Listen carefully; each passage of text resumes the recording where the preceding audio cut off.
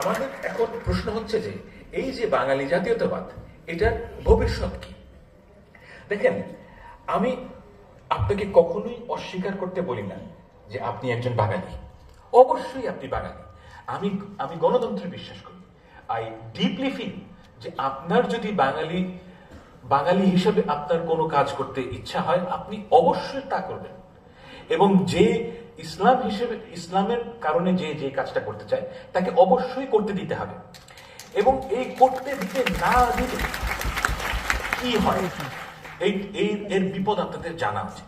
যে আমার আন্ডারে একটা ছেলে কাজ করে, সে ইরানিয়ান, এবং সে কিন্তু আমার সাথে কোরআন হাদিস বেশি ভালো জানে।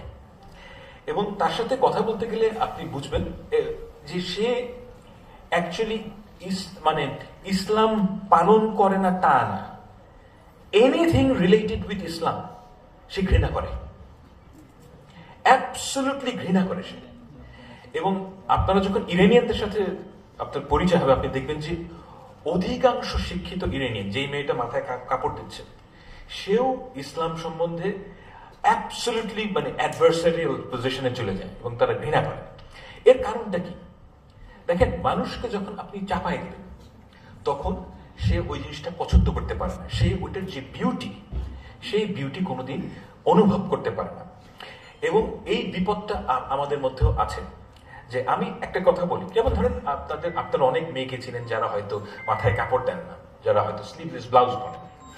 এখন আপনাদের মধ্যে একটা প্রবণতা হবে, এখন যেহেতু আওয়ামী লীগের পতন হয়েছে, যে একে ঠিক পথে আনতে হবে, রাইট?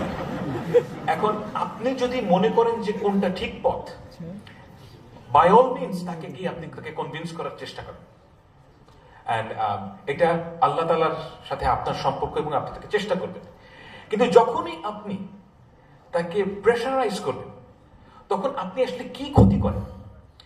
যে ওই মেয়েটার যে স্পিরিচুয়াল জার্নি, সেই জার্নিটা আপনি তার থেকে কেড়ে নেন।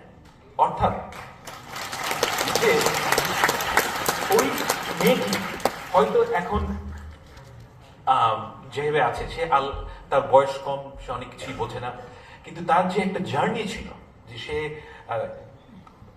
ধর্মটা আসলে ভালোবাসা, এসেনশিয়ালি যে আল্লাহর প্রতি তার যে ভালোবাসা, সেটা তার এক একজনের ডিসকভার করতে এক এক সময় লাগে। এটা হচ্ছে কি জীবনের বাস্তবতা। আমি 18 বছর বয়সে যা বুঝতাম, এখন তার চাইতে অনেক ভিন্নভাবে জিনিস বুঝি। 18 বছর বয়সে আমার একটা বাচ্চা মেয়ের প্রতি আমি সেই ভালোবাসা বোধ করতাম না, যেটা আমি আমার মেয়ের প্রতি করি।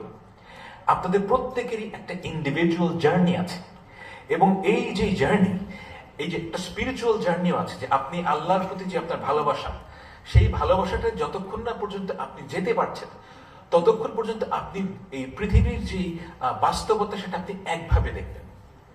এবং আপনি যখন একজন মানুষকে চাপিয়ে দেন, তখন যে সমস্যাটা তৈরি হয়, সেটা হচ্ছে যে তার যে জার্নিটা, সেটা আপনি রব করলেন। ইয়েস, আপনার ভালো লাগবে যে সে মাথায় কাপড় দিচ্ছে, সে হিজাব করছে, কিন্তু এতে তার কিন্তু কোনো লাভ হবে না। এবং এই ঘটনাটা আমি দেখেছি। এবং আমাদের যে এখন রেভলিউশনারি জিল, আমি কেন ভয় পাই এই জিনিসটা, যে রেভলিউশনারি জিল থেকে আপনাদের মধ্যে 6 মাস পরে কিংবা 1 বছর পরে আপনি যেটা মনে করবেন যে আপনার জন্য যেটা ঠিক, সেটা অপরকে ওই জায়গায় আনতে হবে। এই যে আপনার চাহিদা, এই চাহিদাটার সম্বন্ধে আপনাদের কিন্তু সবসময় সজাগ থাকা উচিত, যে এই চাহিদা এটা ডেঞ্জারাস।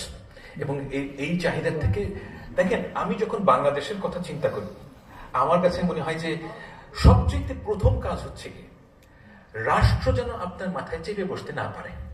এটা হচ্ছে কি আমার প্রথম দেখার বিষয়, যে রাষ্ট্র যদি আপনার মাথায় চেপে না বসে, রাষ্ট্র যদি আমাকে বলে যে 5 ওয়াক্ত নামাজ পড়তে হবে, আমি ওইটার এগেইনস্টে।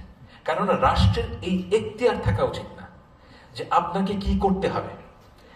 আপনার যে রাষ্ট্রের কাজ হচ্ছে লিগ্যাল কোড নিয়ে, অর্থাৎ আপনি কি করতে পারবেন না, এসেনশিয়ালি স্পিকিং। এখন রাষ্ট্র যখন বলবে যে তুমি এটা করতে পারবা না, ওটা করতে পারবা না, এর মধ্যে অনেক কিছু কিন্তু আসলেই ইট মেক সেন্স, এবং আপনি ওটা মানেন যে তুমি এই রাস্তায় 120 কিলোমিটারের উপরে গাড়ি চালাতে পারবা না, ইট মেক সেন্স, অ্যাক্সিডেন্ট হবে না, আপনি এটা মানেন। কিন্তু রাষ্ট্র যখন বলবে আপনাকে যে তোমাকে এটা করতে হবে, this two are different things.